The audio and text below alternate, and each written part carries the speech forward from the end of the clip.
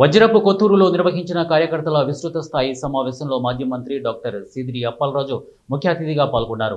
అప్పలరాజు మాట్లాడుతూ టీడీపీ ఎన్నికల సందర్భంగా ఇచ్చిన 143 హామీలను తుంగలో తొక్కిందని అన్నారు. రికార్డు స్థాయిలో అప్పులు చేసి ప్రజలకు చేసిన అభివృద్ధి ఏమీ లేదని విమర్శించారు. మత్స్యకారుల కోసం గత ప్రభుత్వం ప్రవేశపెట్టిన బీమా పథకాన్ని టీడీపీ ప్రభుత్వం రద్దు చేసిందని, చంద్రబాబును నమ్మి మహిళలు మోసపోయారని తెలిపారు. ఇక P4 పథకంతో పేదల ఆత్మ గౌరవాన్ని ధనవంతులకు తాకట్టు పెట్టే కార్యక్రమం ప్రభుత్వం చేపడుతోందని, దీనిని వ్యతిరేకించాలని కోరారు. అరకొర పథకాలు ఇస్తూ విద్యుత్ ఛార్జీలు, ట్యాక్సులు, జరిమానాల పేరుతో దానికంటే ఎక్కువ సొమ్ము ప్రజల నుండి వసూలు చేస్తున్నారని ఆవేదన వ్యక్తం చేశారు. ఉచితంగా గ్యాస్ అందని వారు ఎక్కడికెళ్లి ఫిర్యాదు చేసుకోవాలో తెలియని పరిస్థితి మహిళలకు ఎదురవుతోందని, చంద్రబాబు నాయుడు మోసానికి బ్రాండ్ అంబాసిడర్గా మారిపోయారని ఎద్దేవా చేశారు.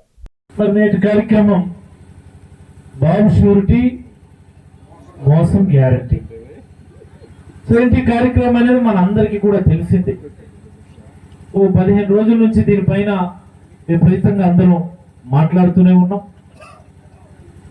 దీని ఉద్దేశం వైఎస్ఆర్ కాంగ్రెస్ పార్టీ కార్యకర్తలు అందరూ కూడా గ్రామాలకు వెళ్ళి ప్రతి పౌరుడిని కూడా ఏదైతే చంద్రబాబు అనేకమైనటువంటి హామీలు ఇచ్చారు, మనం మాట్లాడితే సూపర్ సిక్స్ హామీలు అంటూ ఉంటాం.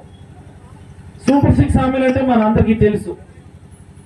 పెంచి పెన్షన్లు ఇస్తామని, అమ్మఒడి అందరికి ఇస్తామని, ఆడబిడ్డ మీద 18 సంవత్సరాలు దాటితే డబ్బులు ఇస్తామని, రైతు భరోసా ఇస్తామని, ఫ్రీ బస్ అని, ఫ్రీ గ్యాస్ అని, ఇలాంటివన్నీ కలిపి ఒక 6 హామీ.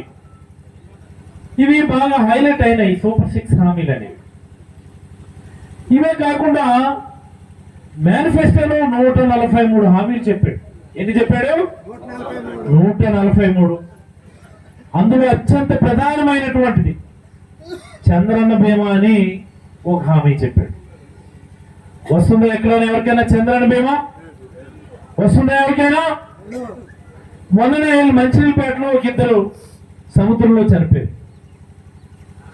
మన స్థానిక ఎమ్మెల్యే